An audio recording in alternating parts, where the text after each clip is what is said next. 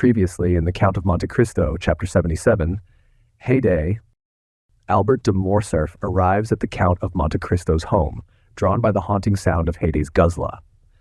The Count cautions Albert not to mention his father, Fernand, as it could upset Haydée, revealing the tangled history between them. He reiterates that Haydée is his slave, saved from a tragic fate in Constantinople after the death of her parents. When Albert inquires about her life, Haydée recounts the harrowing tale of her family's flight from the Turks, including the murder of her father, Ali Pasha. Grateful to the Count for her salvation, Haydée's story deepens the mystery of her past and highlights her bond with the Count, leaving Albert with a profound understanding of their connection. Chapter 78. We Hear From Yanina. If Valentine could have seen the trembling step and agitated countenance of Franz when he quitted the chamber of Monsieur Noirtier, even she would have been constrained to pity him. Villefort had only just given utterance to a few incoherent sentences, and then retired to his study, where he received, about 2 hours afterwards, the following letter. After all the disclosures which were made this morning, Monsieur Noirtier de Villefort must see the utter impossibility of any alliance being formed between his family and that of Monsieur Franz d'Épinay. Monsieur d'Épinay must say that he is shocked and astonished that Monsieur de Villefort, who appeared to be aware of all the circumstances detailed this morning, should not have anticipated him in his announcement. No one who had seen the magistrate at this moment, so thoroughly unnerved by the recent inauspicious combination of circumstances, would have supposed for an instant that he had anticipated the annoyance, although it certainly never had occurred to him that his father would carry candour, or rather rudeness, so far as to relate such a history. And in justice to Villefort, it must be understood that Monsieur Noirtier, who never cared for the opinion of his son on any subject, had always omitted to explain the affair to Villefort, so that he had all his life entertained the belief that General de Quesnel, or the Baron d'Épinay, as he was alternately styled, according as the speaker wished to identify him by his own family name, or by the title which had been conferred on him, fell the victim of assassination, and not that he was killed fairly in a duel. This harsh letter, coming as it did from a man generally so polite and respectful, struck a mortal blow at the pride of Villefort. Hardly had he read the letter when his wife entered. The sudden departure of Franz, after being summoned by Monsieur Noirtier, had so much astonished everyone that the position of Madame de Villefort, left alone with the notary and the witnesses, became every moment more embarrassing. Determined to bear it no longer, she arose and left the room, saying she would go and make some inquiries into the cause of his sudden disappearance. Monsieur de Villefort's communications on the subject were very limited and concise. He told her, in fact, that an explanation had taken place between Monsieur Noirtier, Monsieur d'Épinay, and himself, and that the marriage of Valentine and Franz would consequently be broken off. This was an awkward and unpleasant thing to have to report to those who were awaiting her return in the chamber of her father-in-law. She therefore contented herself with saying that Monsieur Noirtier, having at the commencement of the discussion been attacked by a sort of apoplectic fit, the affair would necessarily be deferred for some days longer. This news, false as it was, following so singularly in the train of the two similar misfortunes which had so recently occurred, evidently astonished the auditors, and they retired without a word. During this time, Valentine, at once terrified and happy, after having embraced and thanked the feeble old man for thus breaking with a single blow the chain which she had been accustomed to consider as irrefragable, asked leave to retire to her own room, in order to recover her composure. Noirtier looked the permission which she solicited, but instead of going to her own room, Valentine, having once gained her liberty, entered the gallery, and, opening a small door at the end of it, found herself at once in the garden. In the midst of all the strange events which had crowded one on the other, an indefinable sentiment of dread had taken possession of Valentine's mind. She expected every moment that she should see Morel appear, pale and trembling, to forbid the signing of the contract, like the Laird of Ravenswood in The Bride of Lammermoor. It was high time for her to make her appearance at the gate, for Maximilien had long awaited her coming. He had half guessed what was going on when he saw France quit the cemetery with Monsieur de Villefort. He followed Monsieur d'Épinay, saw him enter, afterwards go out, and then re-enter with Albert and Château Renaud. He had no longer any doubts as to the nature of the conference. He therefore quickly went to the gate in the clover patch, prepared to hear the result of the proceedings, and very certain that Valentine would hasten to him the first moment she should be set at liberty. He was not mistaken. Peering through the crevices of the wooden partition, he soon discovered the young girl, who cast aside all her usual precautions and walked at once to the barrier. The first glance which Maximilien directed towards her entirely reassured him, and the first words she spoke made his heart bound with delight. "We are saved," said Valentine. "Saved?" repeated Morrel, not being able to conceive such intense happiness. "By whom?" "By my grandfather. Oh, Morrel, pray love him for all his goodness to us." Morrel swore to love him with all his soul, and at that moment he could safely promise to do so, for he felt as though it were not enough to love him merely as a friend or even as a father. "But tell me, Valentine, how has it all been effected? What strange means has he used to compass this blessed end?"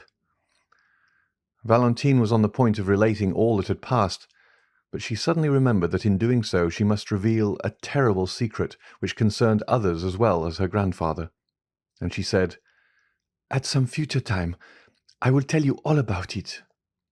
"But when will that be?" "When I am your wife."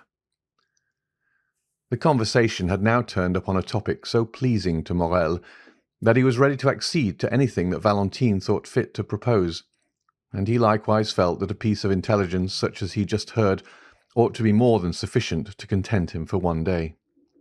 However, he would not leave without the promise of seeing Valentine again the next night. Valentine promised all that Morrel required of her, and certainly it was less difficult now for her to believe that she should marry Maximilien than it was an hour ago to assure herself that she should not marry France. During the time occupied by the interview we have just detailed, Madame de Villefort had gone to visit Monsieur Noirtier. The old man looked at her with that stern and forbidding expression with which he was accustomed to receive her. "Sir," said she, "it is superfluous for me to tell you that Valentine's marriage is broken off, since it was here that the affair was concluded." Noirtier's countenance remained immovable. "But one thing I can tell you, of which I do not think you are aware, that is, that I have always been opposed to this marriage, and that the contract was entered into entirely without my consent or approbation." Noirtier regarded his daughter-in-law with the look of a man desiring an explanation. "Now that this marriage, which I know you so much disliked, is done away with, I come to you on an errand which neither Monsieur de Villefort nor Valentine could consistently undertake." Noirtier's eyes demanded the nature of her mission. "I come to entreat you, sir," continued Madame de Villefort, "as the only one who has the right of doing so, inasmuch as I am the only one who will receive no personal benefit from the transaction. I come to entreat you to restore, not your love, for that she has always possessed, but to restore your fortune to your granddaughter." There was a doubtful expression in Noirtier's eyes.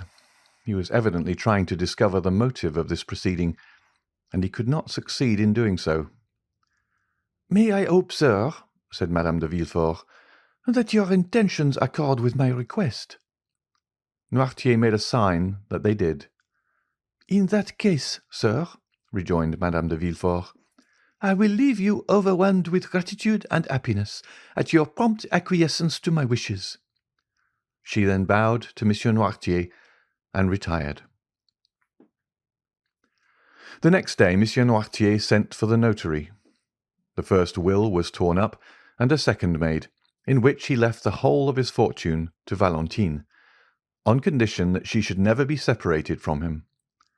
It was then generally reported that Mademoiselle de Villefort, the heiress of the Marquis and Marchioness of Saint-Méran, had regained the good graces of her grandfather, and that she would ultimately be in possession of an income of 300,000 livres.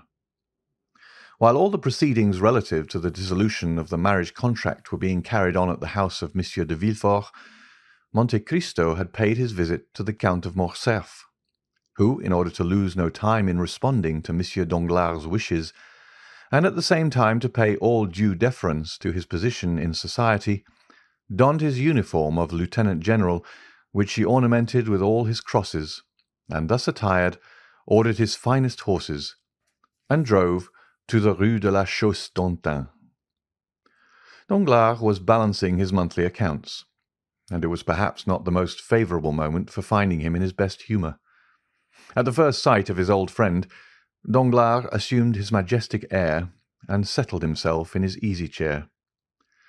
Morcerf, usually so stiff and formal, accosted the banker in an affable and smiling manner, and, feeling sure that the overture he was about to make would be well received, he did not consider it necessary to adopt any manoeuvres in order to gain his end, but went at once straight to the point. "Well, Baron," said he, "here I am at last. Some time has elapsed since our plans were formed, and they are not yet executed." Morcerf paused at these words, quietly waiting till the cloud should have dispersed which had gathered on the brow of Danglars, and which he attributed to his silence.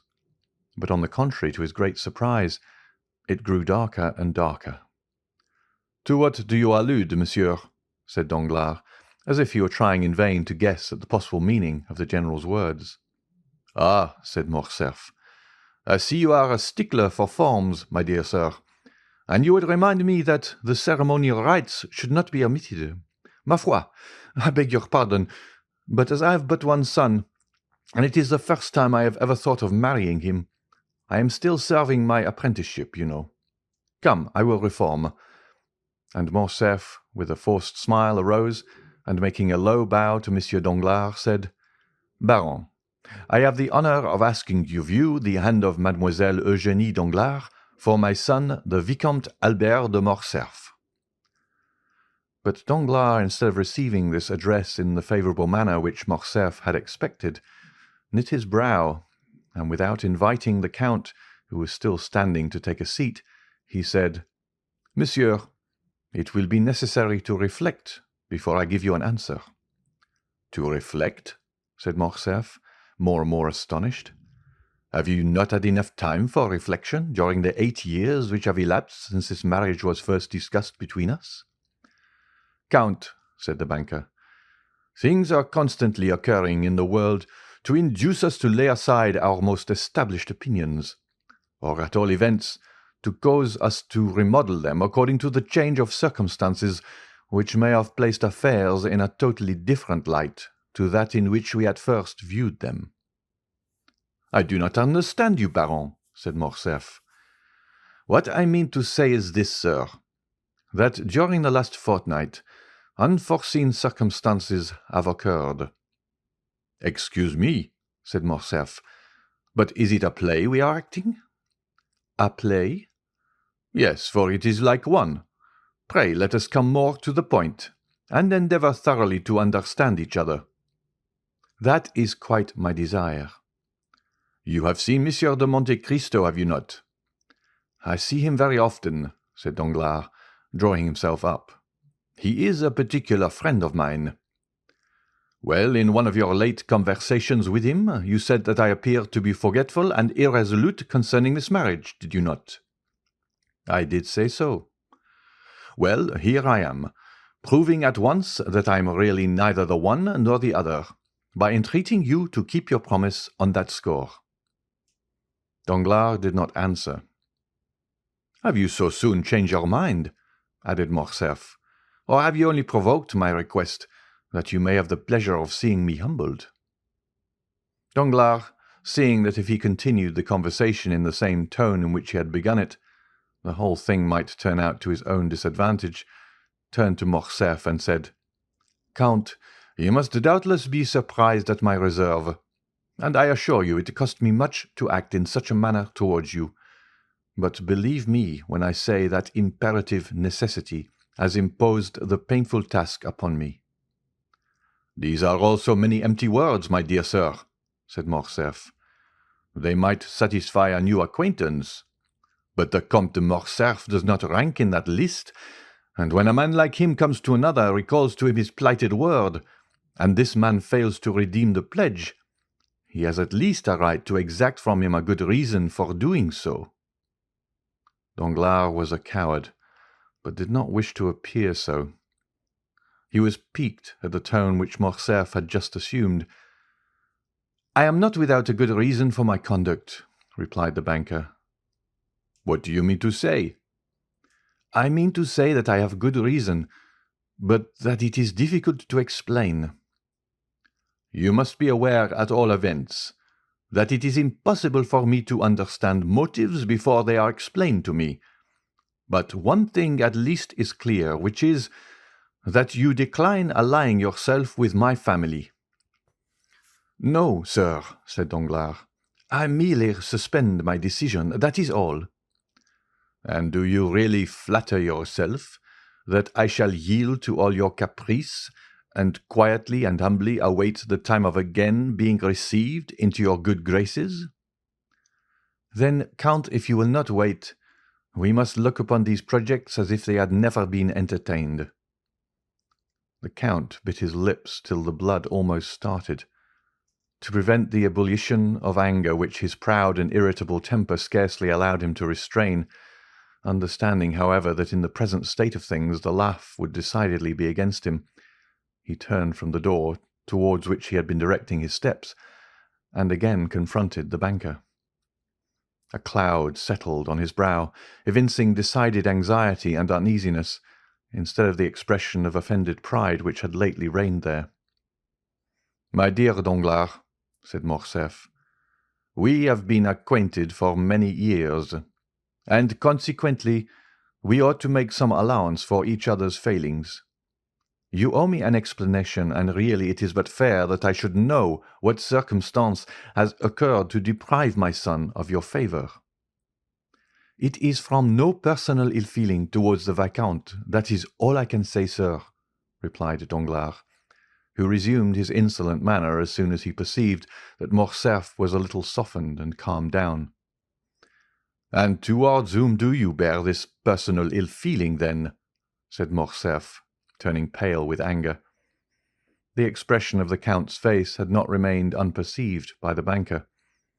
He fixed on him a look of greater assurance than before, and said, "You may perhaps be better satisfied that I should not go farther into particulars."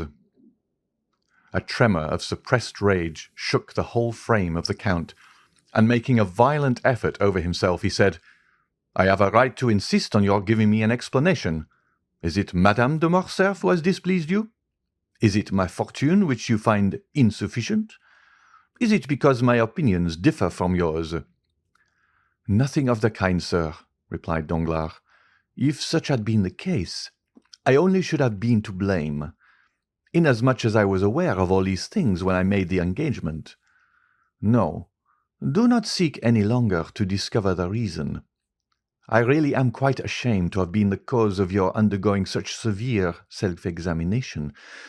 Let us drop the subject and adopt the middle course of delay, which implies neither a rupture nor an engagement. Ma foi, there is no hurry.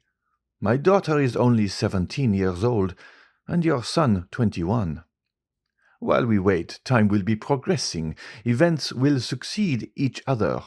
Things which in the evening look dark and obscure appear but too clearly in the light of morning, and sometimes the utterance of one word, or the lapse of a single day, will reveal the most cruel calumnies." "Calumnies, did you say, sir?" cried Morcerf, turning livid with rage. "Does anyone dare to slander me?" "Monsieur, I told you that I considered it best to avoid all explanation." "Then, sir, I am patiently to submit to your refusal?" "Yes, sir, although I assure you the refusal is as painful for me to give as it is for you to receive, for I had reckoned on the honour of your alliance, and the breaking off of a marriage contract always injures the lady more than the gentleman." "Enough, sir," said Morcerf. "We will speak no more on the subject." And clutching his gloves in anger, he left the apartment. Danglars observed that during the whole conversation Morcerf had never once dared to ask if it was on his own account that Danglars recalled his word. That evening he had a long conference with several friends, and Monsieur Cavalcanti, who had remained in the drawing-room with the ladies, was the last to leave the banker's house. The next morning, as soon as he awoke, Danglars asked for the newspapers. They were brought to him. He laid aside 3 or 4, and at last fixed on the Impartial, the paper of which Beauchamp was the chief editor. He hastily tore off the cover, opened the journal with nervous precipitation, passed contemptuously over the Paris jottings, and arriving at the miscellaneous intelligence, stopped with a malicious smile at a paragraph headed, "We hear from Yanina." "Very good," observed Danglars, after having read the paragraph. "Here is a little article on Colonel Fernand, which, if I am not mistaken, would render the explanation which the Comte de Morcerf required of me perfectly unnecessary." At the same moment, that is, at 9 o'clock in the morning, Albert de Morcerf, dressed in a black coat, buttoned up to his chin, might have been seen walking with a quick and agitated step in the direction of Monte Cristo's house in the Champs-Élysées. When he presented himself at the gate, the porter informed him that the Count had gone out about half an hour previously. "Did he take the Baptistin with him?" "No, my lord." "Call him, then. I wish to speak to him."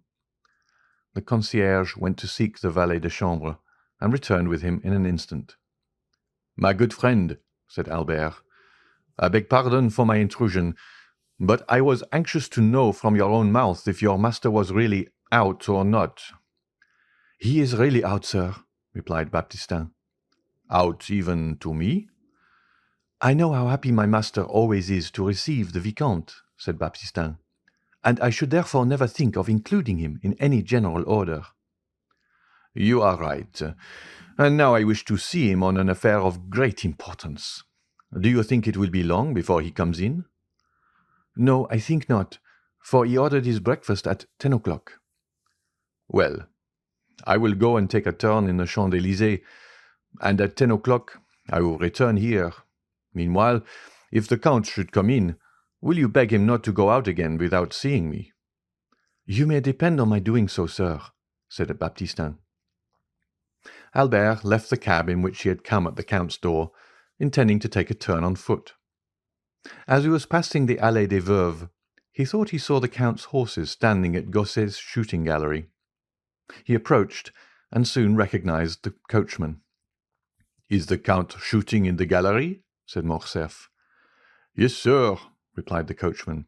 While he was speaking, Albert had heard the report of 2 or 3 pistol shots. He entered, and on his way met the waiter. "Excuse me, my lord," said the lad, "but will you have the kindness to wait a moment?" "Wait for Philippe?" asked Albert, who, being a constant visitor there, did not understand this opposition to his entrance. "Because the person who is now in the gallery prefers being alone, and never practices in the presence of anyone." "Not even before you, Philippe? Then who loads his pistol?" "His servant." "A Nubian?" "A negro." "It is he, then." "Do you know this gentleman?" "Yes, and I am come to look for him. He is a friend of mine." "Oh, that is quite another thing. Then I will go immediately and inform him of your arrival." And Philippe, urged by his own curiosity, entered the gallery. A second afterwards Monte Cristo appeared on the threshold. "I ask your pardon, my dear Count," said Albert, "for following you here, and I must first tell you that it was not the fault of your servants that I did so. I alone am to blame for the indiscretion. I went to your house, and they told me you were out, but that they expected you home at 10 o'clock to breakfast. I was walking about in order to pass away the time till 10 o'clock, when I caught sight of your carriage and horses. What you have just said induces me to hope that you intend breakfasting with me. No, thank you. I am thinking of other things besides breakfast just now. Perhaps we may take that meal at a later hour, and in worse company. What on earth are you talking about?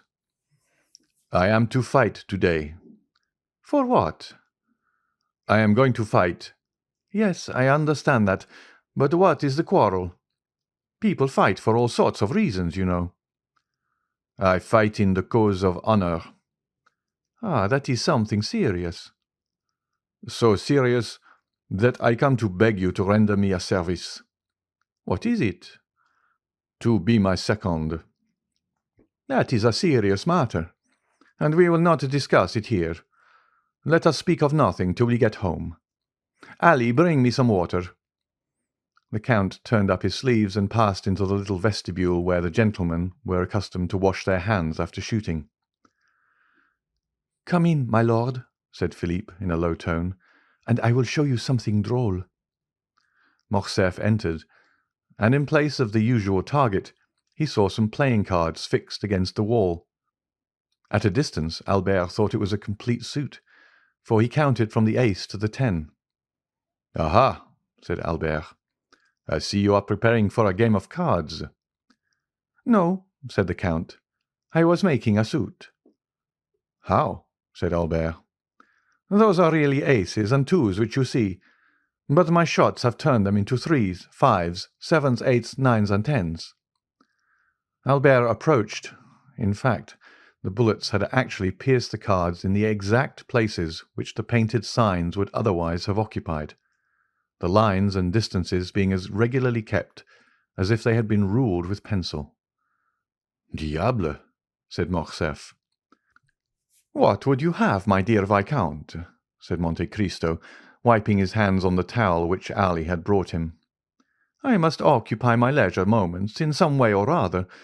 But come, I am waiting for you." Both men entered Monte Cristo's carriage, which in the course of a few minutes deposited them safely at number 30. Monte Cristo took Albert into his study, and pointing to a seat, placed another for himself. "Now let us talk the matter over quietly," said the Count. "You see I am perfectly composed," said Albert. "With whom are you going to fight?"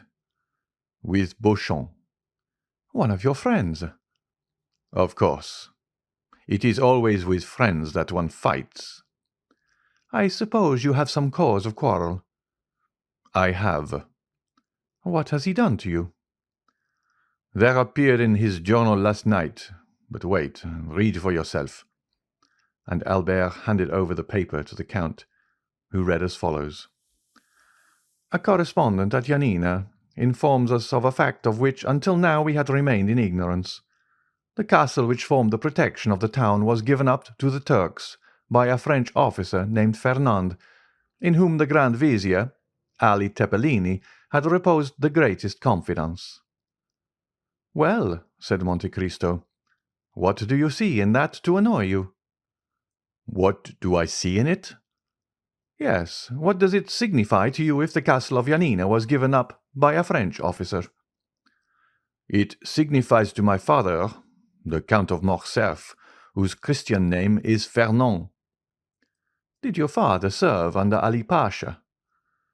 "Yes, that is to say, he fought for the independence of the Greeks, and hence arises the calumny." "Oh, my dear Viscount, do talk reason." "I do not desire to do otherwise." "Now just tell me, who the devil should know in France that the officer Fernand and the Count of Morcerf are one and the same person? And who cares now about Yanina, which was taken as long ago as the year 1822 or 1823?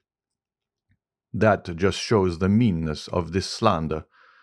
They have allowed all this time to elapse, and then all of a sudden rake up events which have been forgotten, to furnish materials for scandal, in order to tarnish the lustre of our high position. I inherit my father's name, and I do not choose that the shadow of disgrace should darken it. I am going to Beauchamp, in whose journal this paragraph appears, and I shall insist on his retracting the assertion before 2 witnesses." "Beauchamp will never retract." "Then he must fight."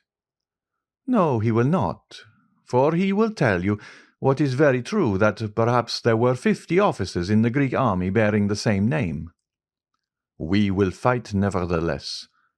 I will efface that blot on my father's character. My father, who was such a brave soldier, whose career was so brilliant." "Oh, well," he will add, "we are warranted in believing that this Fernand is not the illustrious Count of Morcerf, who also bears the same Christian name." "I am determined not to be content with anything short of an entire retraction." "And you intend to make him do it in the presence of 2 witnesses, do you?" "Yes." "You do wrong." "Which means, I suppose, that you refuse the service which I ask of you." "You know my theory regarding duels. I told you my opinion on that subject, if you remember, when we were at Rome." "Nevertheless, my dear Count, I found you this morning engaged in an occupation but little consistent with the notions you profess to entertain." "Because, my dear fellow, you understand one must never be eccentric.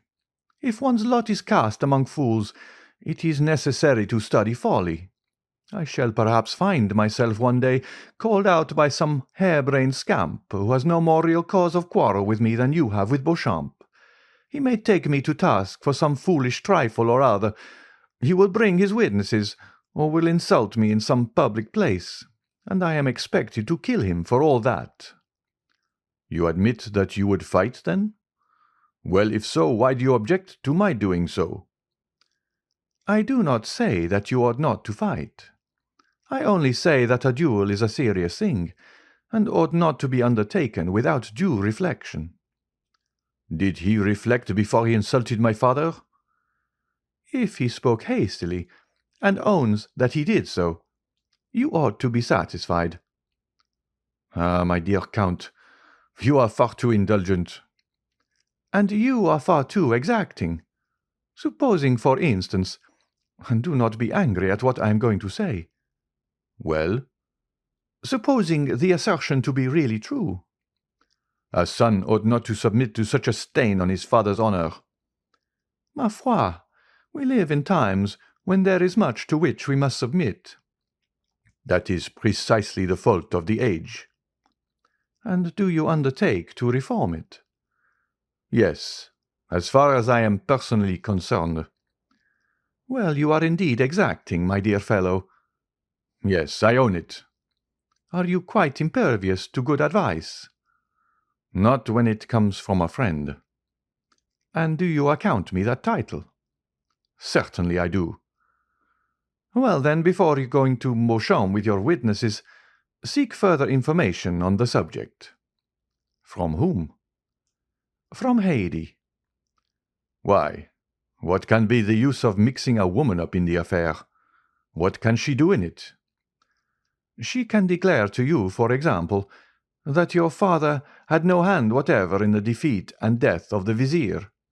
Or if by chance he had, indeed, the misfortune to—" "I have told you, my dear Count, that I would not for one moment admit of such a proposition." "You reject this means of information, then?" "I do, most decidedly." "Then let me offer one more word of advice." "Do so, then, but let it be the last." "You do not wish to hear it, perhaps?" "On the contrary, I request it." "Do not take any witnesses with you when you go to Beauchamp. Visit him alone." "That would be contrary to old custom." "Your case is not an ordinary one." "And what is your reason for advising me to go alone?" "Because then the affair will rest between you and Beauchamp." "Explain yourself." "I will do so. If Beauchamp be disposed to retract, you ought at least to give him the opportunity of doing it of his own free will. The satisfaction to you will be the same. If, on the contrary, he refuses to do so, it will then be quite time enough to admit 2 strangers into your secret." They will not be strangers. They will be friends. Ah, but the friends of today are the enemies of tomorrow. Beauchamp, for instance. So you recommend... I recommend you to be prudent. Then you advise me to go alone to Beauchamp? I do, and I will tell you why. When you wish to obtain some concession from a man's self-love, you must avoid even the appearance of wishing to wound it. I believe you are right. I am glad of it. Then I will go alone. Go, but you do better still by not going at all. That is impossible. Do so then. It will be a wiser plan than the first which you proposed. But if, in spite of all my precautions, I am at last obliged to fight, will you not be my second? My dear Viscount, said Monte Cristo gravely, you must have seen before today that at all times and in all places I have been at your disposal. But the service which you have just demanded of me is one which is out of my power to render you. Why? Perhaps you may know at some future period, and in the meantime I request you to excuse my declining to put you in possession of my reasons. Well, I will have France and Chateau Renaud. They will be the very men for it. Do so, then. But if I do fight, you will surely not object to giving me a lesson or two in shooting and fencing. That, too, is impossible. What a singular being you are! You will not interfere in anything. You are right. That is the principle on which I wish to act. We will say no more about it, then. Goodbye, Count. Morcerf took his hat and left the room. He found his carriage at the door, and doing his utmost to restrain his anger, he went at once to find Beauchamp, who was in his office. It was a gloomy, dusty-looking apartment, such as journalists' offices have always been from time immemorial. The servant announced Monsieur Albert de Morcerf. Beauchamp repeated the name to himself, as though he could scarcely believe that he had heard aright, and then gave orders for him to be admitted. Albert entered. Beauchamp uttered an exclamation of surprise on seeing his friend leap over and trample underfoot all the newspapers which were strewed about the room. This way, my dear Albert," said he, holding out his hand to the young man. "Are you out of your senses? Or do you come peaceably to take breakfast with me? Try and find a seat. There is one by that geranium, which is the only thing in the room to remind me that there are other leaves in the world besides leaves of paper." "Beauchamp," said Albert, "it is of your journal that I come to speak." "Indeed? What do you wish to say about it?" "I desire that a statement contained in it should be rectified." "To what do you refer? But pray sit down." "Thank you," said Albert with a cold and formal bow. "Will you now have the kindness to explain the nature of the statement which has displeased you?" "An announcement has been made, which implicates the honor of a member of my family." "What is it?" said Beauchamp, much surprised. "Surely you must be mistaken." "The story sent you from Yanina." "Yanina?" "Yes.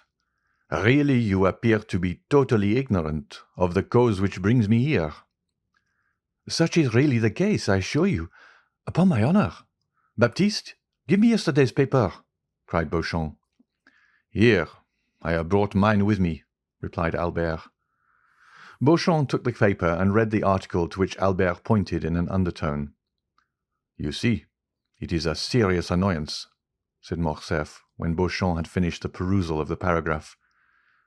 "Is the officer referred to a relation of yours, then?" demanded the journalist.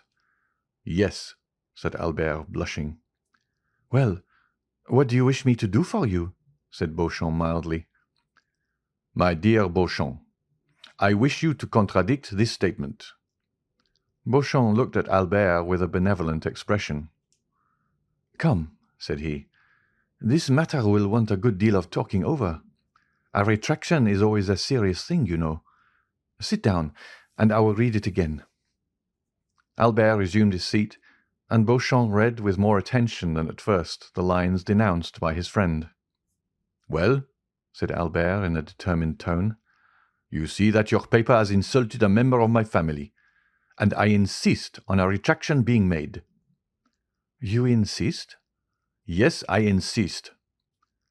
"Permit me to remind you that you are not in the chamber, my dear Vicomte." "Nor do I wish to be there," replied the young man, rising. "I repeat that I am determined to have the announcement of yesterday contradicted. You have known me long enough," continued Albert, biting his lips convulsively, for he saw that Beauchamp's anger was beginning to rise. "You have been my friend, and therefore sufficiently intimate with me to be aware that I am likely to maintain my resolution on this point." "I have been your friend, Morcerf. Your present manner of speaking would almost lead me to forget that I ever bore that title. But wait a moment. Do not let us get angry, or at least not yet. You are irritated and vexed. Tell me how this Fernand is related to you." "He is merely my father," said Albert. "Monsieur Fernand Mondego, Count of Morcerf, an old soldier who has fought in 20 battles, and whose honourable scars they would denounce as badges of disgrace." "Is it your father?" said Beauchamp. "That is quite another thing. Then I can well understand your indignation, my dear Albert. I will look at it again." And he read the paragraph for the third time, laying a stress on each word as he proceeded. "But the paper nowhere identifies this Fernand with your father." "No, but the connection will be seen by others, and therefore I will have the article contradicted." At the words, "I will," Beauchamp steadily raised his eyes to Albert's countenance, and then, as gradually lowering them, he remained thoughtful for a few moments. "You will retract this assertion, will you not, Beauchamp?" said Albert with increased, though stifled anger. "Yes," replied Beauchamp. "Immediately?" said Albert. "When I am convinced that the statement is false." "What?" "The thing is worth looking into, and I would take pains to investigate the matter thoroughly." "But what is there to investigate, sir?" said Albert, enraged beyond measure at Beauchamp's last remark. "If you do not believe that it is my father, say so immediately, and if on the contrary you believe it to be him, state your reasons for doing so." Beauchamp looked at Albert with the smile which was so peculiar to him, and which in its numerous modifications served to express every varied emotion of his mind. "Sir," replied he, "if you came to me with the idea of demanding satisfaction, you should have gone at once to the point, and not have entertained me with the idle conversation to which I have been patiently listening for the last half-hour. Am I to put this construction on your visit?" "Yes, if you will not consent to retract that infamous calumny." "Wait a moment. No threats, if you please, Monsieur Fernand Mondego, Vicomte de Morcerf. I never allow them from my enemies, and therefore shall not put up with them from my friends. You insist on my contradicting the article relating to General Fernand, an article with which, I assure you on my word of honour, I had nothing whatever to do." "Yes, I insist on it," said Albert, whose mind was beginning to get bewildered with the excitement of his feelings. "And if I refuse to retract, you wish to fight, do you?" said Beauchamp in a calm tone. "Yes," replied Albert, raising his voice. "Well," said Beauchamp, "here is my answer, my dear sir. The article was not inserted by me. I was not even aware of it, but you have, by the step you have taken, called my attention to the paragraph in question, and it will remain until it shall be either contradicted or confirmed by someone who has a right to do so." "Sir," said Albert, rising, "I will do myself the honour of sending my seconds to you, and you will be kind enough to arrange with them the place of meeting and the weapons." "Certainly, my dear sir."